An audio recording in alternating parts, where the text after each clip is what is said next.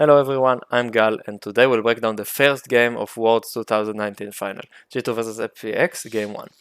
We will mostly focus on G2 since this is the team I follow and would probably interest more of the audience of this video. We will start by discussing the draft. Then we'll talk about the gameplay and end with the summarization of key points that tip the match over to FPX. So we'll start with the draft. Each comp has a pretty different identity and goal within the game. FPX crafted a great teamfighting comp with two late game hyper carries in Sivir and GP. A key point for FPX in this draft is the push priority Nautilus has over Pyke in the mid lane until Pyke completes his Tiamat. As we've seen from FPX for the entire tournament so far, Tian and Doinby will try to use early mid prio to roam and get kills in one of the side lanes. It is very hard to dive a time catch, so FPX would like to go and dive top with this composition. The early ganks should help bridge the late game carries of FPX to the point of 3 items when they can start crushing the teamfights and take over the game. On the other hand, the G2 comp wants to use the early power of Varus and Time Catch lane to contest Herald and use it to get down the outer turrets as early as possible so they can set up a split push. Ideally, G2 wants to either set up a 1-3-1 where they collapse into one of the lanes with Ryze and Pyke as the split pushers, or go for a 3-2 in which Pyke is shadowing the Ryze in one of the side lanes.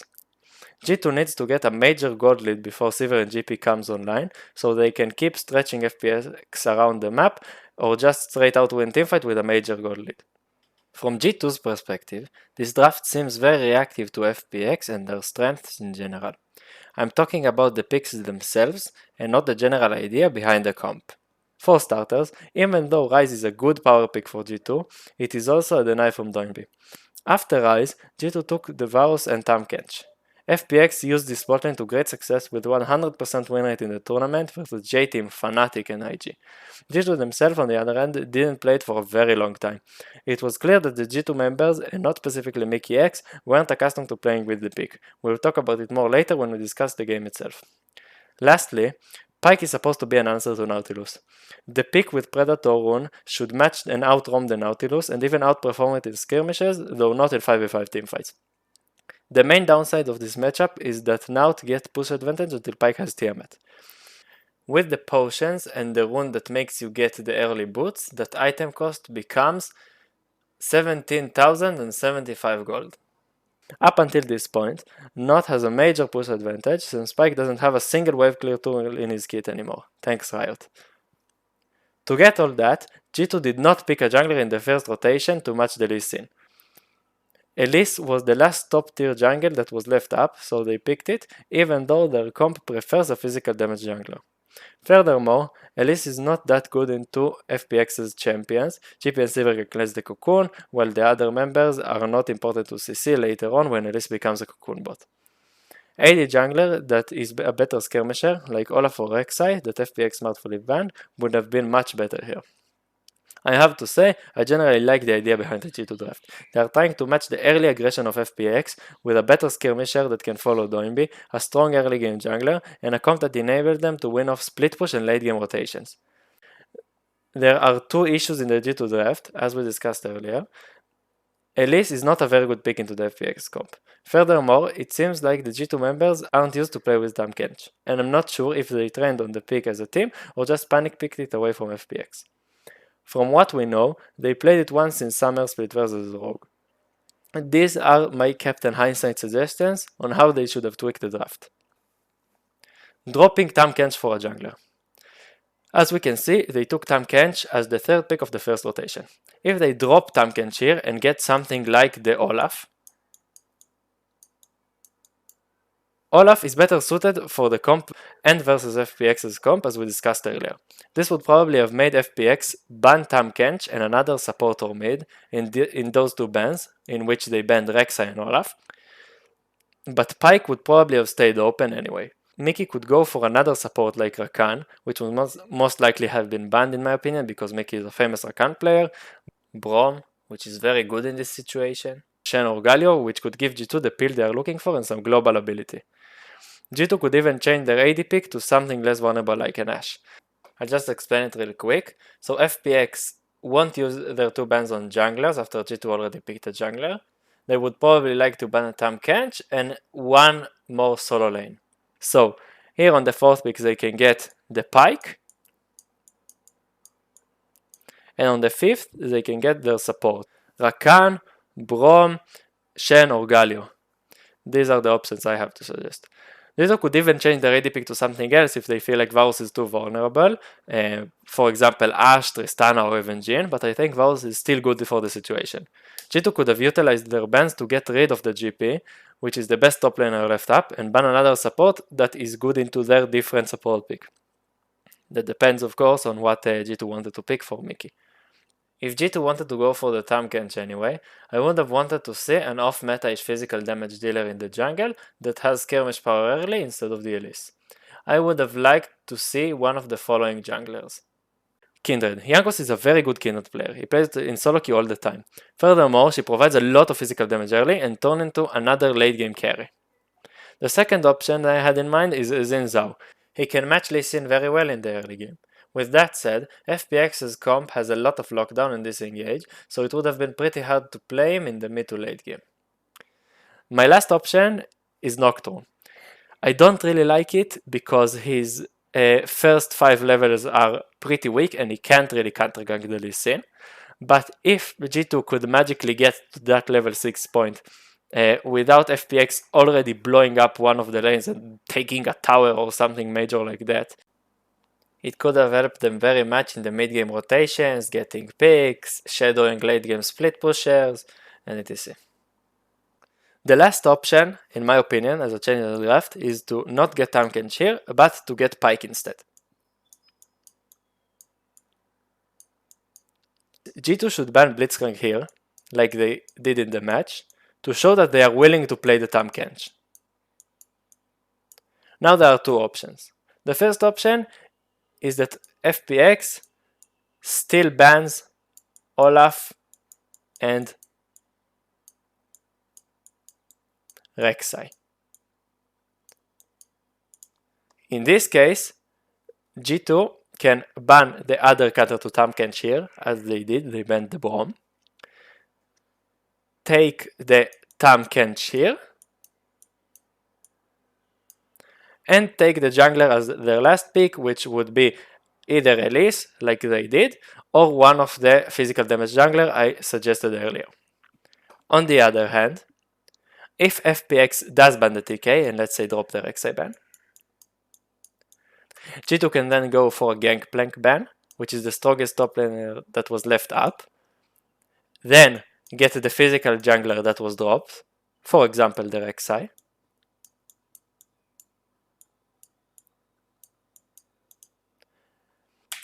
and as a last pick, get either a support from Mickey X, as we discussed earlier, or even get an AP counter to the Nautilus. Now that they have physical damage from the jungle and from the AD position, they can get an AP champion to counter the Nautilus mid. Some of my suggestions are Galio, that matches the Nautilus very well, flexing the Rise into mid and picking something interesting top. Zoe, Nico, or Lissandra can either outpush Naut or at least match his roams. G2 could even go for something like the Vega or the Orianna, but in this case they couldn't match the early Nautilus roams and fundamentally change the way the comp plays out. Small disclaimer, I obviously don't have access to the G2 scrims, so I don't have any idea if Caps would have felt comfortable to play Nico, Galio or Lissandra on the big stage. The other suggested picks are things that he already played in this World Championship. So now let's move on to the game itself.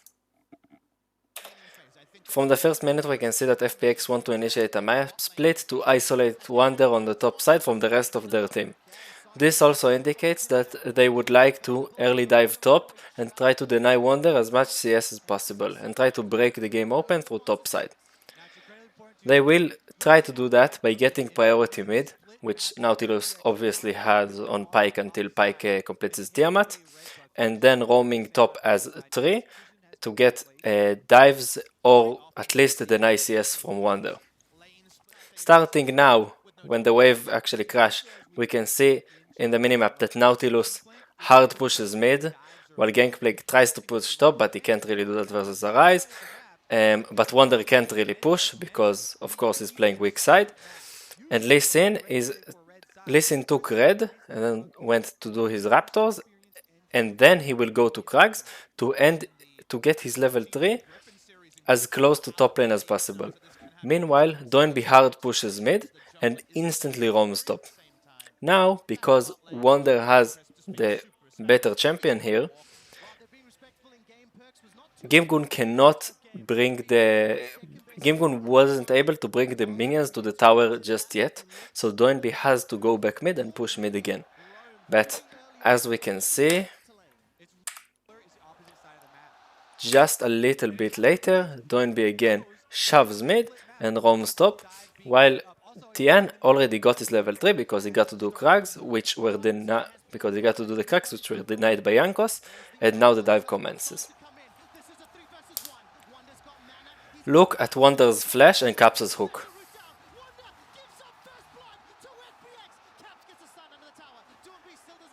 Wonder just flashed, wasted his flash completely in the dive, and died instantly after that, while Caps wasted his hook. Let's look at it again. Look at Caps. Look here at Caps, channeling his hook and throwing it wide, instead of waiting for Doinby's engage onto Wonder and then getting Doinby away from Wonder. It is obvious that the Aftershock point and click CC champion will start the dive, so he should have waited for that. And maybe even open up with his E, which is easier to land. Now, Wonder wasting his flash is very big for the next few minutes because he can't really push the lane safely. And this will be exploited very soon by FPX. Let's go after the replay. Look at Tian that went to clear his topside jungle right after the recall.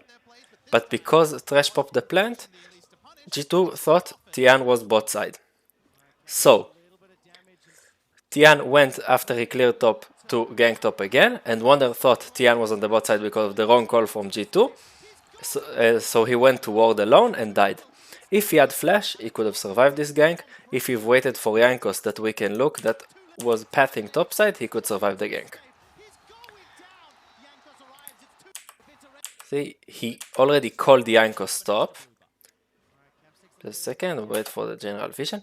Okay, so Jankos is pathing top. Why is Jankos pathing top here? Wonder calls him because he needs him to help him push this wave into the tower. With this wave, Gimgun can create a freeze onto Wonder and completely shut him down while denying him a lot of waves, so Wonder has to push it. The problem is, he went to ward alone before Jankos got there, and that happened because of the wrong read G2 had on Tian's location when they thought he was at the Raptors camp. After that, Jankos had to break the freeze for Wonder because Wonder doesn't have TP. So Jankos has to burn his flash for it.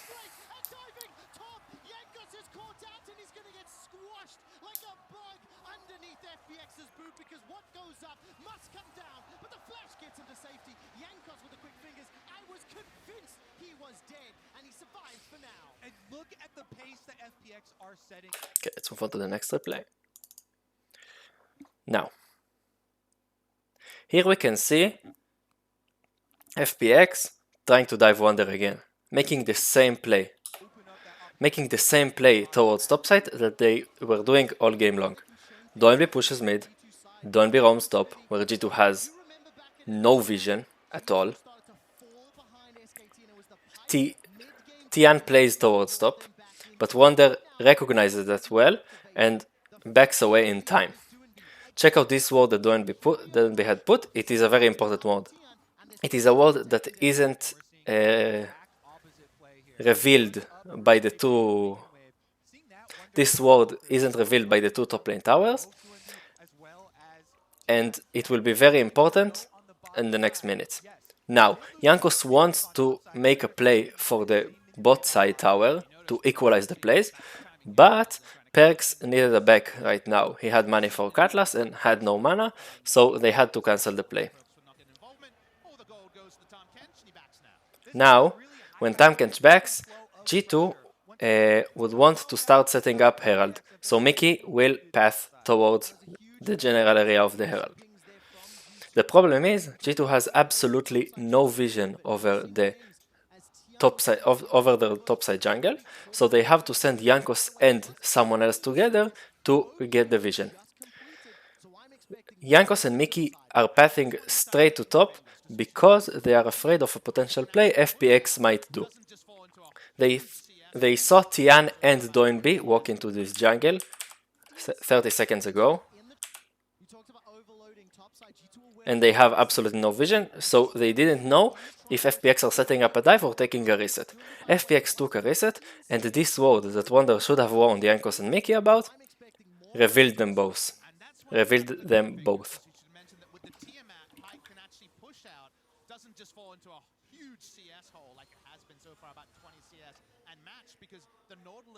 Now, word about items. So as you can see, Caps have finished his Tiamat. This is very big for G2 because now Caps can match Doinb's push and follow him around the map, especially with his Predator. FPX recognized Mickey and Jankos are top. So now, look at the pings on both sides. FPX are preparing a dive onto Perks or making a play on the tower bot side. Caps is aware of this possibility, especially after he spots the jungler and mid roaming towards there. So he is going to hover Perks while the mid lane is evenly pushed. Now, the broadcast said that Tian had a tendency to overstay after his team leaves him already to counter jungle in the enemy jungle. So Perks went to scout to see if he can find Tian. He put a pink ward in the bush, saw Tian, immediately ulted him, and G2 got the kill. This kill got G2 botlane priority because, as you will see here, Jankos and Mickey will go top and G2 will have the numbers advantage on the bot side, so it means they can push in first, and then their bot lane gets to reset first. When their bot lane will reset, as we will see in like 20 seconds, after the recall, the bot lane is reset, but the G2 bot lane gets to reset first, and they all move into the Herald to set up vision and get ready to fight over it. Now, because G2 moves in first, FPX can't solo face check it. So, they need to group up, as we will see here. They group up, Doinb, Crisp and Tian are grouping up to face check the Herald. And because there is not enough G2 members there yet, it looks pretty close. But the G2 members are moving in first, because, as we said earlier, they reset first. And Crisp dodges death with great stopwatch and flash. Perks whiffed his ultimate, so G2 couldn't follow up. But they did get the HP advantage, so now they will get mid priority and clear FPX's vision around the Herald. Now, we will see the first poor play of G2 around the Tahm Kench this game. Tahm Kench is going to recall far from Perks, while Perks wants to make sure this wave arrives to the tower and poke down the FPX members. If Mickey stays near Perks, he can hit him if he gets his seed. If Perks remembers he has a Tahm Kench, he can flash towards him after he gets hooked.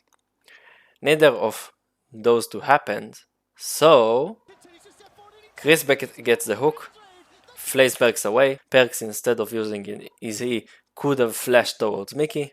He didn't. Perks getting kicked away from the Tahm Kench and killed. This should have been a very good skirmish for G2 because Caps was already on his way topside. At this point, the G2 members are way stronger than FPX's members. Although Nautilus did complete his first item, FPX has completed the first item and Sivir didn't. Pyke is very good even without items, and especially with his Serrated Dirk, with his first lethality item, and Tam Kench is just a no item wonder.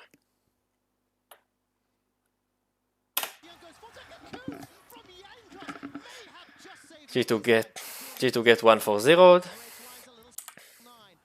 but FPX are so low, they have to take the reset immediately.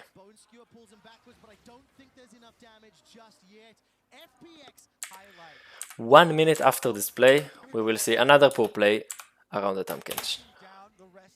Caps is getting caught mid by Nautilus and Trash.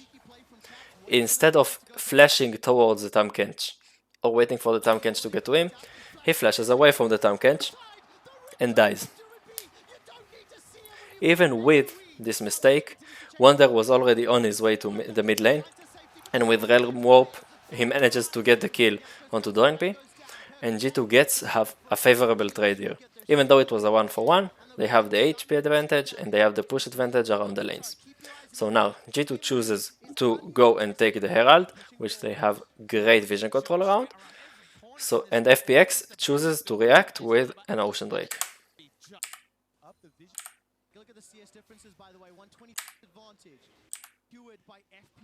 Now, Caps recognizes that Wonder is playing weak side, that there might be 4 members at the bot lane. So he evens the push mid and immediately roams bot to hover Wonder. Sivir goes to push mid. Sivir is a very fast lane pusher, so Caps has to go back to answer. Even though he has a trinket ward, and Wonder knows that he is not being hovered anymore, Caps doesn't place the ward, Wonder doesn't back away from the tower, so FPX can pull out the late dive and kill Wonder. This leads into a 3-man push of FPX on the bot side versus a 1-man push of Perks and the Herald on the top side. The teams ends up trading 2 top lane towers for 2 bot lane towers, but it is important to note that Perks got all the gold from the top lane towers, while the 3 FPX members shared it. This makes Perks the strongest champion in the game from now until a very late point into the game, and we will see G2 playing around him all game long. Now, G2 really need this tower, really need the first mid lane tower. They needed to be able to set up split pushes correctly. If they don't have this tower, it is very hard to get into this area and this area, the top side and the bot side jungle of FPX, and place wards there, because FPX can always go through the mid lane, through both of these towers, and into the jungle and flank them. So, G2 really need to take this tower to split push later in the game. So, they group as 5 in the mid lane after they make sure the side lanes are pushed to make a fast play onto this tower. Crisp thinks he's safe because he is overing bot side, which is the strong side of FPX, which G2 has no vision in. So he thinks G2 can't make a play onto him. The mistake he makes is that he is going too close to the mid lane without any mid lane priority or anyone supporting him from the mid lane. Perks saw him destroy this ward. Even after you destroy a ward, there is still a moment of vision, and with a little bit of movement prediction, Perks hits his ult and they get a pick onto Crisp. This pick makes sure G2 can get the prize that they were looking for, and they get the first mid lane tower.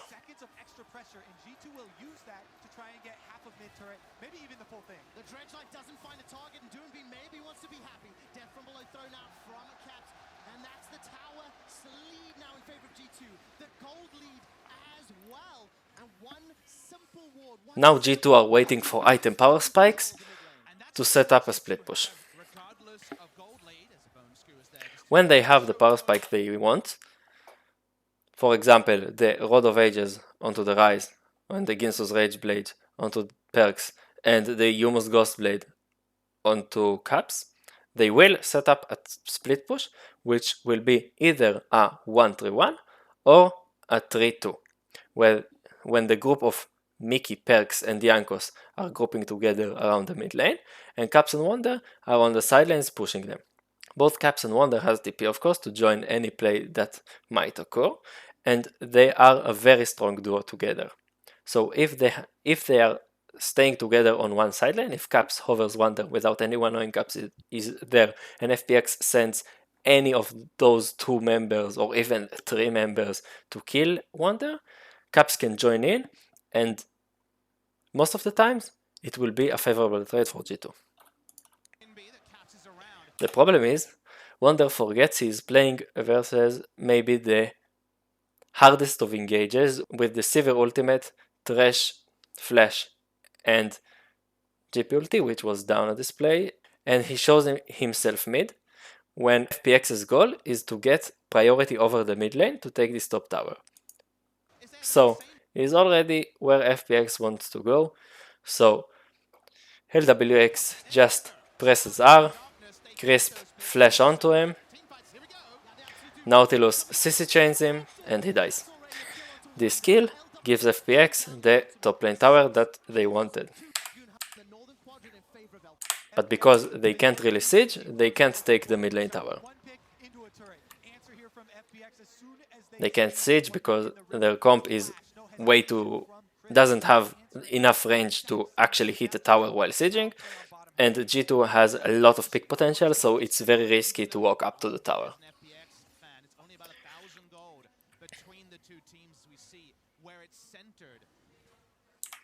Now, remember I talked about reset and item power spikes a moment ago? Check out these items. Check out those items. Wonder admittedly hadn't completed his Rod of Ages, so he is still farming waves and not setting up a split push, but Caps finished his first lethality item, Perks finished his 2 items, which is way more than his counterpart and way more than anybody else in the game. Now G2 wants to set up a split push, but before that they want to take the Ocean Drake. They want to remove this from the map to take it for themselves. So what are they doing to get the priority around here? They know Wonder has TP, so he doesn't have to be with them. So they get a priority push mid, and they walk together onto the bot side river and jungle, which they saw Doinby and Tian on a few moments ago when Doinby pushed the bot lane. When they identify the fact that both of them might be here, on the one side they have to be wary of the flank, but on the other side they can split FPX completely if they have vision control over this area, and then get a pick onto one of them, which is exactly what they are trying to do. They clear the vision, they put their pings, and Yankos safely scouts with his Spiderling. The Spiderling saw both Tian and Doinby, so G2 are starting to fake a collapse onto them. Now, Crisp has to face check an area where he absolutely has no vision because G2 already cleared the vision. Wonder tip is mid just in case, because this might turn into a big team fight. G2 actually can't see Nautilus and Lee. They just know they aren't in this bush, so Yankos isn't in immediate danger. G2 recognizes that the Thresh is alone and immediately gets a pick onto him. This pick, of course, secures them priority over the bot side jungle because they have the numbers advantage and they take their Ocean Drake.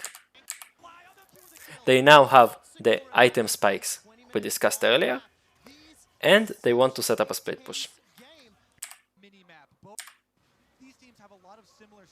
Caps is going top with his TP because top pushes in, so he can't currently hover Wonder, but he has his TP to join any play that might happen.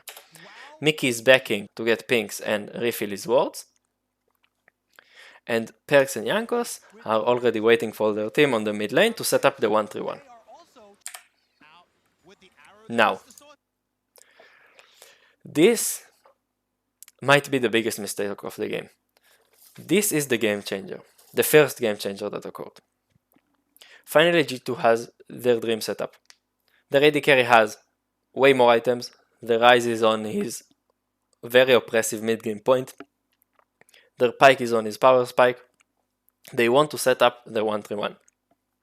But Wonder again doesn't think about the ability, Doinby's ability to lock him down, and he disrespectfully walks up towards this tower.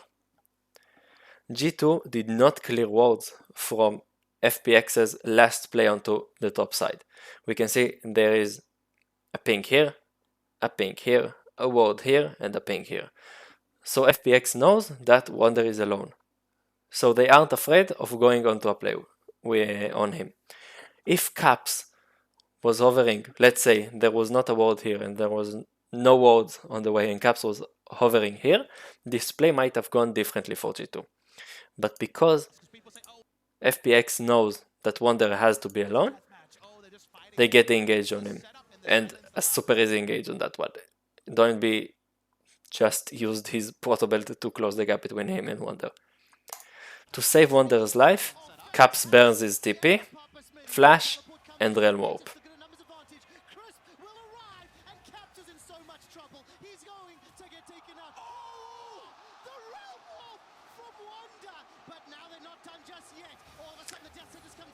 Now, while that was a beautiful escape, this burned G2's split pushing tools.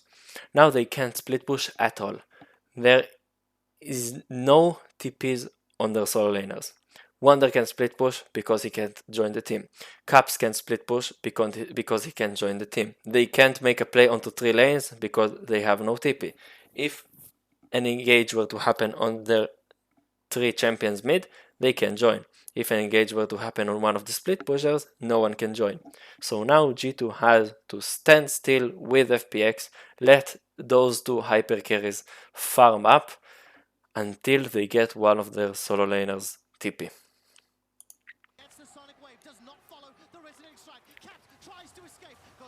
We will see them try and make a few plays, try to bait FPX to face check the Baron, but there is absolutely no reason for FPX to face check the Baron when they know G2 can't really tank it because they don't have a tanky member. A Cloud Drake is not a contestable objective. So now we are entering a standstill of 5 minutes in the game where the FPX carries are very happy and can slowly farm their items. If you remember, Perks now has a Borg and a Ginsu into LWX's Essence River, Zeal, and Pickaxe. In 5 more minutes, this situation will change completely. Finally, Wonder gets his TP back, and he immediately sets up a split push bot lane. So what are G2 doing here? G2 made sure they have vision control around Baron, so FPX can't go 4-mana and collapse onto Wonder, because if they do that, they lose the Baron. They also have constant fear that the Baron is being taken, because they don't have a vision on it at all. While Wonder is the strongest 1v1 member on the map, and no one can really match the split push. The problem is that Mickey ints. Mickey has this weird tendency, it can be seen in some of G2's LEC games, for example the one game versus Fnatic, that I remember when he played Trash and recalled in this bush greedily while all of the members of Fnatic jumped onto him and got a kill. So Mickey greedily recalls here. This recall is identified by FPX and they get pick onto him. Why is this so important? FPX got a pick onto Mickey, so now they can get priority over Baron. When they get priority over Baron, G2 can't split push at all. If G2 can't split push at all, they further delay their win conditions. So now they have to wait until Mickey respawns, buys pink walls, get wards, go again to Baron, clear all of FPX's vision, recall, and come again with new vision on them. So they have tools to keep FPX questioning themselves whether G2 is doing Baron or not. Furthermore, this pick gives FPX an access to a big prize that they couldn't take themselves, the first mid lane tower. Now that G2 has a dead support, they can all group at the mid lane and take this tower. As we discussed earlier, they couldn't really take this tower by themselves because they have no range and therefore couldn't really set up a Baron very well because G2 could always come for mid. Now that they finally took this tower, they are way more free to set up around Baron, to set up traps in the topside jungle of G2, and can move way more freely around the map.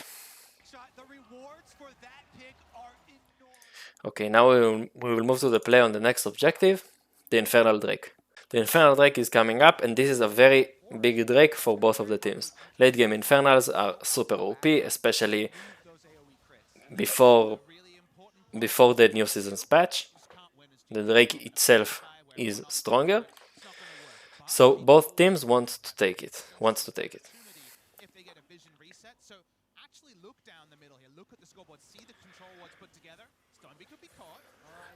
G2 and FPX are trying to get mid priority. They get mid to be evenly pushed, they just clear both of the waves. And G2 has priority over the area, so FPX has absolutely no vision. Now, G2 smartly identifies that FPX went to get their mid priority while the Drake is already coming up. So G2 send their highest DPS member, Perks, and their jungler with the smite Yankos to rush the Drake, while Wonder, Caps, and Mickey are playing interference. The problem is, G2 again forgot they are playing against a very high engage comp, with the GP ulti, the Nautilus, the Sivir, and the Thresh. So Mickey, for some reason, walks together with the Slippery Pike and the Banshee's Veil Rise to play interference close to the enemy lines. Now, of course, Mickey gets caught.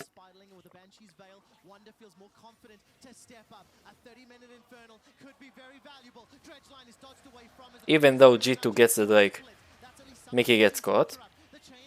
And now, Wonder and Caps don't want to join the fight with Perks and Yankos because they have the numbers disadvantage from the get-go. Tian secures the kill onto both of them, and now FPX wants to go and do Baron. Doinb greedily TPs to the mid lane, and he will pay for it with his life with a very nice pick from the G2 top laner and mid laner.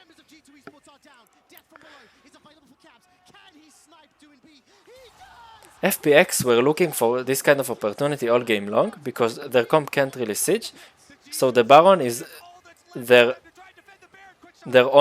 main win condition. Wonder and Caps are trying to shine Rookie this one, but because of a great barrel chain from GP, all hope is lost. Wonder maybe could have auto-attacked the barrel before GP got the double barrel, but he didn't, and G2 lost the Baron. Even with the Baron, FPX's comp has a hard time sieging into the 5-man squad of G2 because of all the pick potential in the G2 squad. So, Tian and Doibi are splitting for the rest of the team to push this gigantic bottom wave into the bot lane inhibitor tower. Caps identifies that and tries to engage onto the 3 FPX members in the mid lane, but he whiffs his hook and pays for it with his life because of all the hard engage FPX has. Now FPX aren't afraid to dive 4v5, and they manage to win the teamfight under G2's inhibitor tower and take the first inhibitor of the game.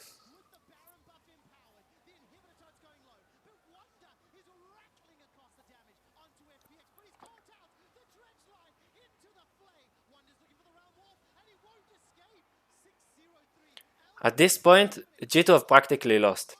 They will have a very hard time split pushing split pushing FPX because their mid inhibitor is down. And FPX's hyper carries in Gangplank and Sivir have already managed to rack up a lot of items.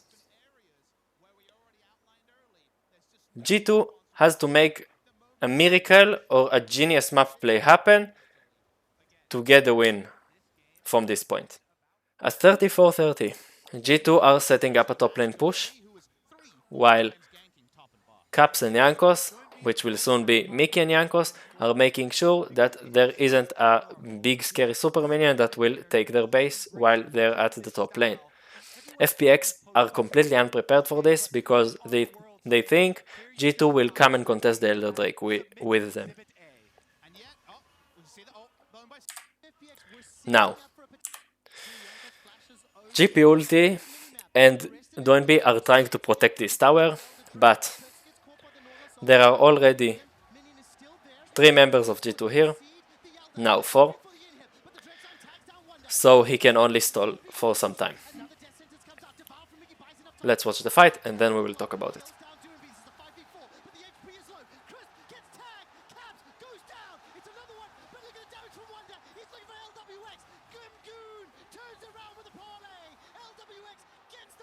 So this is how it ends up. A 3-4-2 for FPX.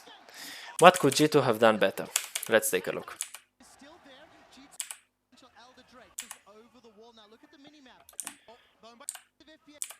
The first thing is that Mickey and Jankos could have arrived to this play way sooner. If Mickey, right at this moment, opens up his ultimate, Jankos can join him and they get top. And they get to top lane. As 5 members, they could have killed Doinb even faster and might have won the fight.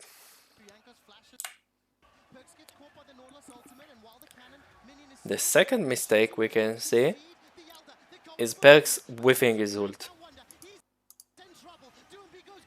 Whoops. If Perkz could have either used his ult more effectively or saved it to a more crucial time, for example, when the scary Lee Sin would finally get to the bot lane, to the top lane, G2 might have won the fight. The third and final mistake is, let's call it a team mistake. Tian is right here flanking the G2 members because G2 arrived to the play first. Perkz got a kill onto Crisp, and now Lee Sin is coming from the side. One of two things should happen right now. What is this circle? Either Mickey and Jankos should go and zone Tian away, or Perkz should use his stopwatch and not get kicked. And he had a moment to do that. We can see. Soon enough we will be able to see. Okay, we didn't see it, just a second. They do.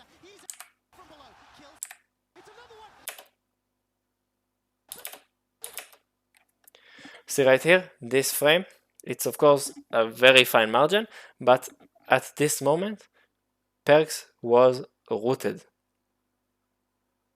Actually, by what the hell he was rooted?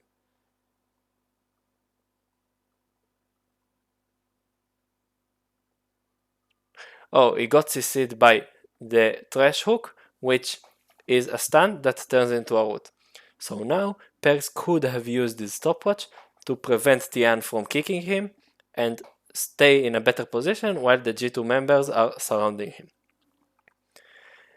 So again, if either those 2 members are not, Jankos is not going forward and Mickey successfully zones off Tian from Perkz, G2 could again have won this fight. But Perkz gets completely deleted and FPX gets their 3-4-2, which is followed up by an Elder Dragon and a Baron. And a very random pick onto Mickey.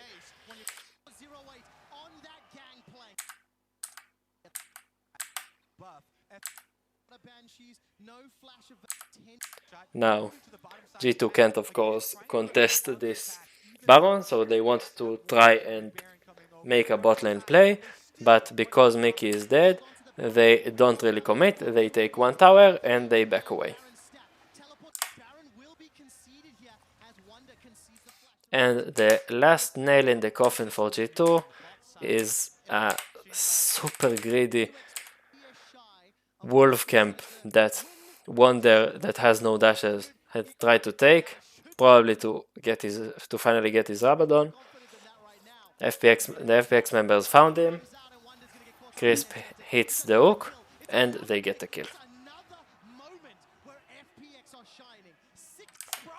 After that, as a 4v5 with Baron and Elder Dragon, it's not very hard to finish the game.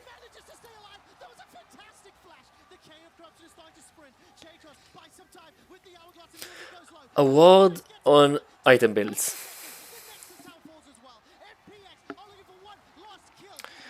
Look at Wonder's build, and now look at FPX comp. FPX's champions are dealing way more physical damage than magic damage. They have only Doinby that deals magic damage, and he doesn't deal that much. He has some AP, but not really a lot, and Nautilus is not an AoE scary champion, scary magic damage champion like a Ryze or a Cassiopeia, for example. So Wonder can itemize armor very easily this game. Ryze is also a champion that is very good with two particular armor items: the Frozen Heart and the Righteous Glory. He could have gotten either of these and be a more beefy Ryze, a stronger Ryze in those teamfights that G2 needed him to carry, like the teamfight that was set up on the top inhibitor of FPX. Secondly, even though Mickey has cleanse, he itemized Merc Treads instead of Dodge Boots. Cleanse, after you use it, gives you 65% tenacity, which kinda makes the tenacity on the Merc Treads neglectable. Furthermore, Mickey chose to itemize Locket as a first item. In my opinion, he should have went for more CDR early, because G2's comp is very reliable on his W, on his gobble gobble. If we go back and look at the fight that occurred at the top lane inhibitor, at FPX's top lane inhibitor, we can see that Mickey arrives to the fight at 512, and at 512 he hits Wonder. Now, here Perks gets kicked at 35-23.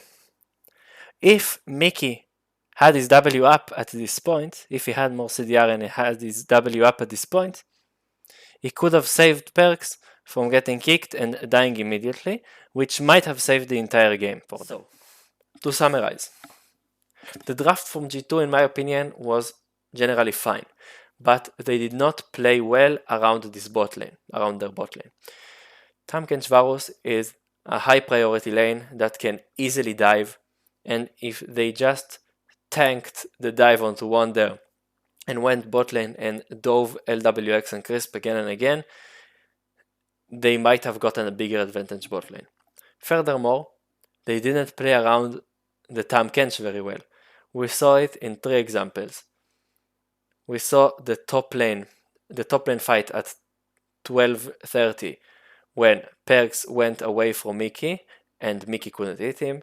We saw it 1 minute later on the mid lane when Caps flashed away from Mickey, and we saw it again on the play on 34:50 when G2 tries to take the top lane in Hib, and Mickey and Jankos are not using the Tahm Kench ultimate to go there, they are just poking in.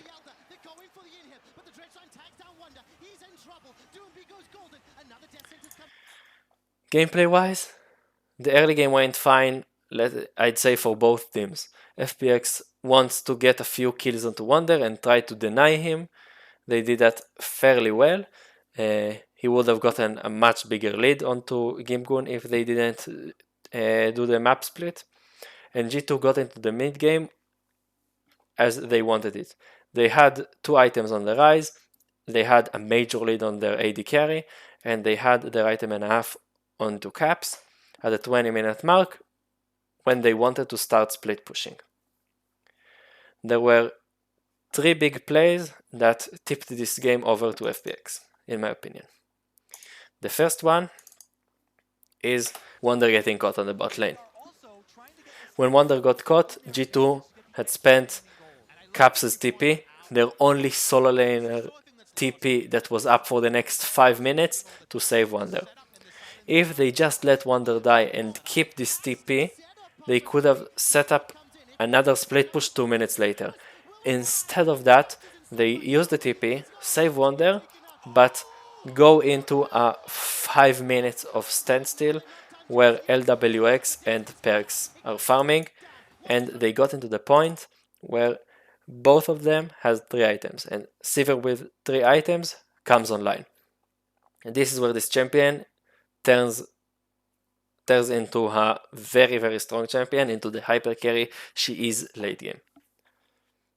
Now, the second mistake happens right here, when they finally have their TPs back, they finally can set up a split push, so they get the Baron vision. Now, Mickey wants to reset to get more wards for himself, which is an obvious play, a regular play, but he takes a very greedy recall, and FPX exploits that. This play further delays the split push G2 are trying to set up. It delays it by 2 minutes or so, because G2 will now have to again get priority over the Baron pit to get the split push going. Furthermore, in 3 minutes, an Infernal Drake will be up, so they can't spend all the vision right here because they want to take the Infernal Drake. So this just gets G2 into a loop where they can't really split push for at least 2 minutes, and that if they want to give up this Infernal Drake. Furthermore, it gives FPX the first mid lane tower, which is very hard for them to take without getting a pick. The third and last mistake of G2, in my opinion, the last nail in the coffin, is the teamfight on the top lane. Usually we see G2 executing plays flawlessly.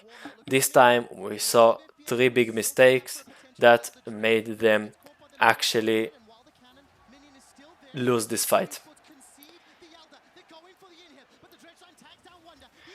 Mickey X not tipping in, Perks whiffed his ultimate, and no one protected Perks, and Perks didn't protect himself with his stopwatch from Tian's kick. So G2 lost this fight and their last chance to snatch the victory. Thank you very much for watching. I would love to see some of your thoughts about the game in the comments below. Also, this is my first uploaded analysis of a game, so general thoughts on the video itself would be greatly appreciated.